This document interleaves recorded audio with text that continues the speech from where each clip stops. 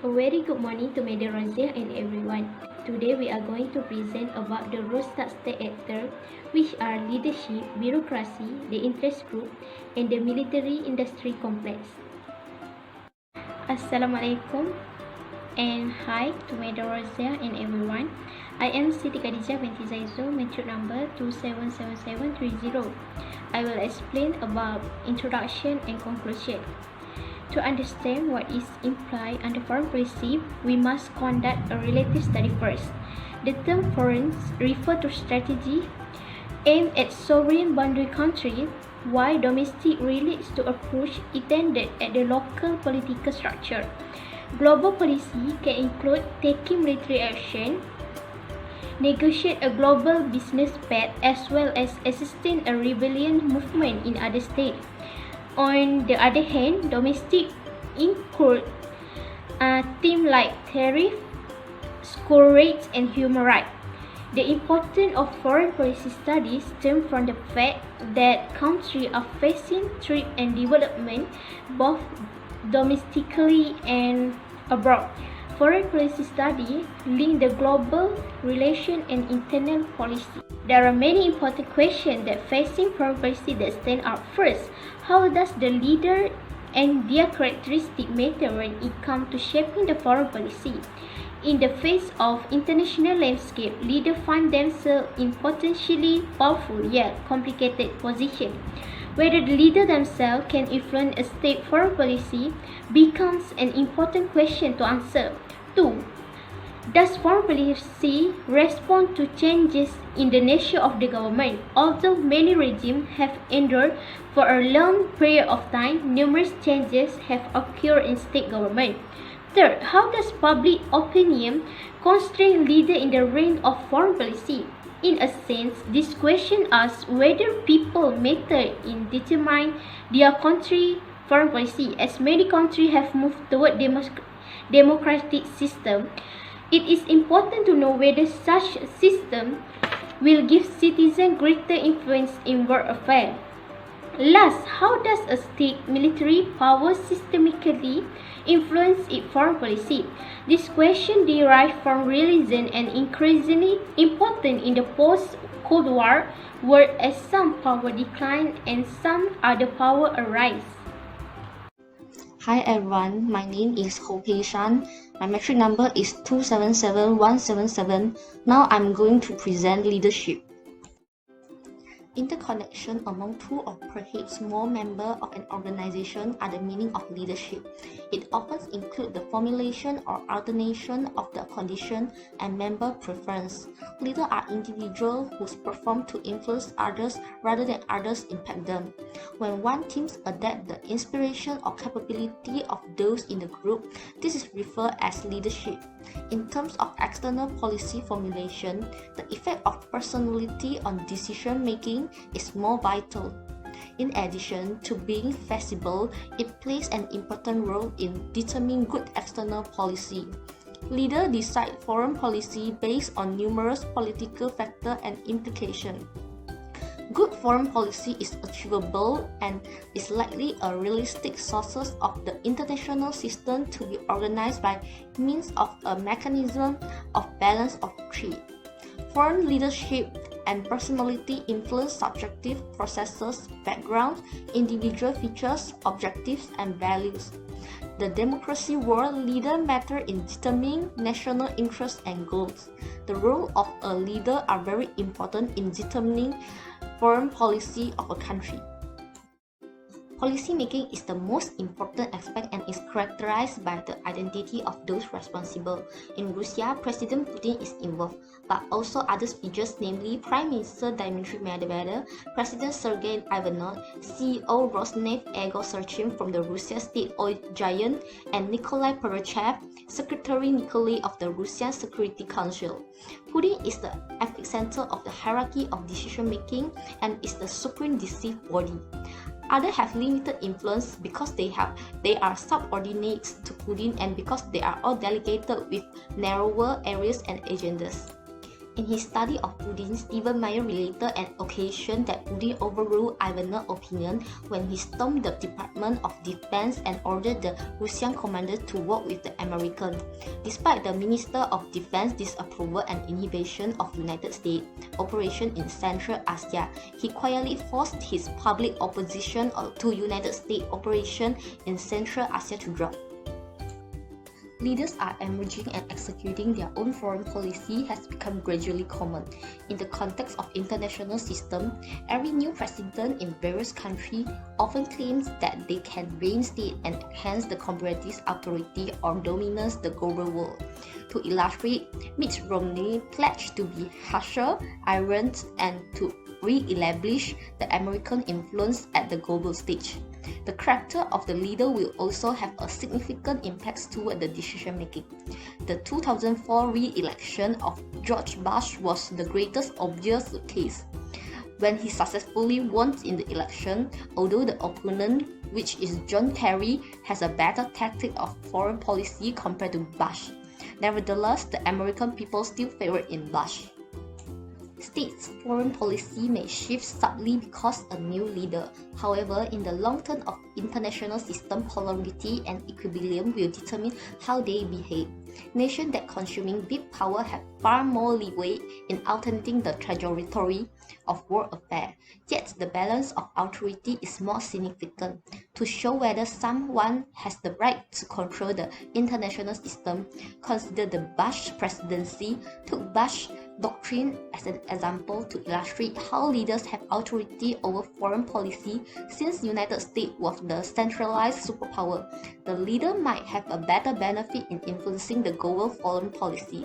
Nevertheless, Bush doctrine was only applied once in the occupation of Iraq. Hi Madam Rozia and everyone, my name is Shifa binti Hamadi. My matrix number is 278604. I will explain about bureaucracy. What is bureaucracy? Bureaucracy is a wholesale body of assigned authorities. Next, I will explain about definition of bureaucracy. Bureaucracy, also known as an organization that is complex with multi-layer system and processes. These systems and procedures are designed to maintain uniformity and control within an organization. Next, bureaucracy indicates that existing practices are more essential than productivity, while bureaucrat portrays the administration agent. Then, among the most common meaning of bureaucratic satire is the process of creating the unlikely real. Bureaucracy is an organization, whether publicly or privately owned, made up of several policy-making departments or units. Next, bureaucracy is government characterized by specialization of functions, adherence to fixed rules, and a hierarchy of authority. Lastly, bureaucracy is a system of administration marked by officialism, red tape, and proliferation. Next, I will explain about role of bureaucracy. The bureaucracy is indeed an important state agency whose main function is the implementation of policies. Next, main role of bureaucracy is to carry out the policy that makes by decision makers. Then, the administration of democracies aim to maintain political justice and guarantee government policies are executed. Bureaucracy rules also to carry out the legislation, and rules enacted by legislators is the role of bureaucracy.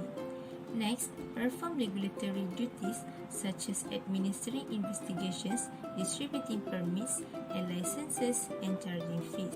Lastly, the bureaucracy is in charge of organizing numerous government operations. In other terms, it creates guidelines and regulations that describes how different rules operate on a regular basis. Hi, Madam Roja and everyone. My name is Chang Yong Wei and my matrix number is 277920. Next, I'm going to presenting about interest group. So, what is interest group? The definition or the meaning of interest group is they are a domestic lobbying group that aims to straight away or indirectly control the foreign policy of the government. Next, these groups are trying to affect the decision of government as much as possible. Interest groups are also groups that work together to support policy interests that divided and share among their members. They often focus on a topic but not a political party, which is necessary to discuss all the topics at the national stage. Furthermore, interest group can be described as intermediary agency that exists between the government and the public. This group also established links with the government decision framework through a medium of context. While this medium, the process of impact occurs. For numerous individuals, interest groups seems to be the most significant apparatus of expressing their thoughts to the three tiers of federal government. For this slide, I will be explaining about the roles and ways of interest group influence in government policy. So basically, the main aim of interest group is to manipulate administrators of government by lobbying on their side. They will use many methods to achieve their goals. One of the methods used by the interest group is lobbying a government official such as lawmaker. Before lobbying the lawmaker, interest group will finance and assist them during the election for the purpose of a push to the lawmaker once they are being selected. This technique allows the interest group to directly or indirectly send or advocate their message and idea to the lawmaker.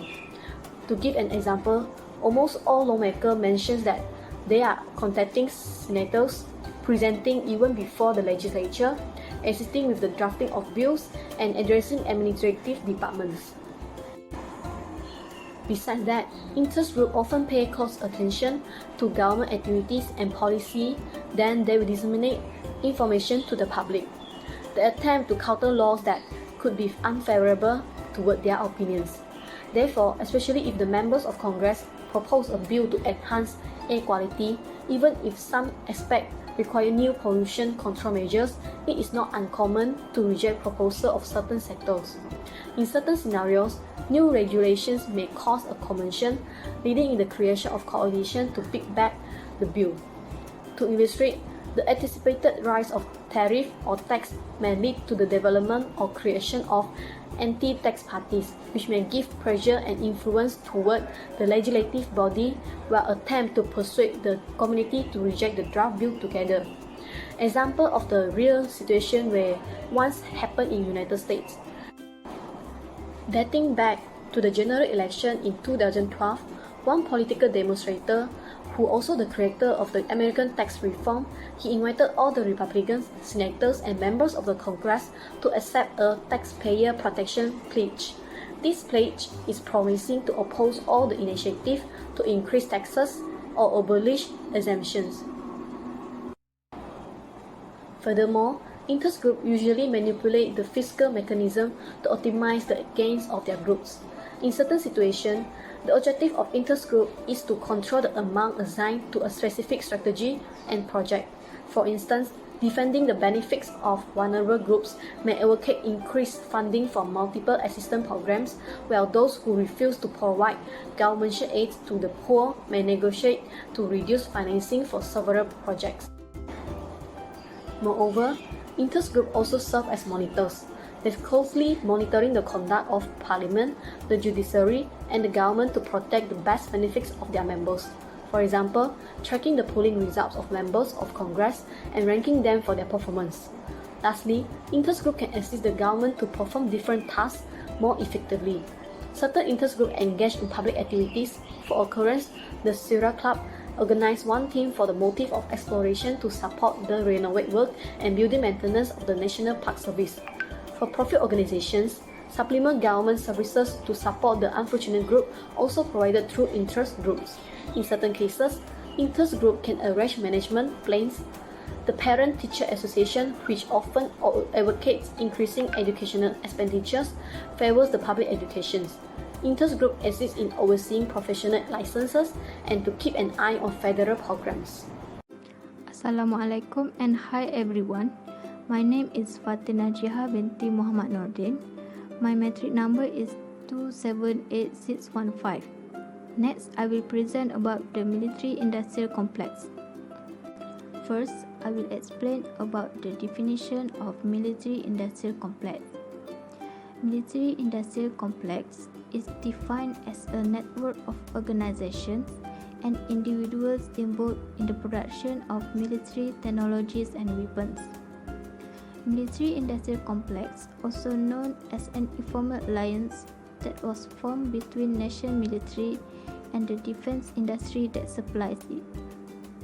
It also refers to the close interaction between military leaders, government legislature, bureaucrats, and private contractors that have a stake in national defense.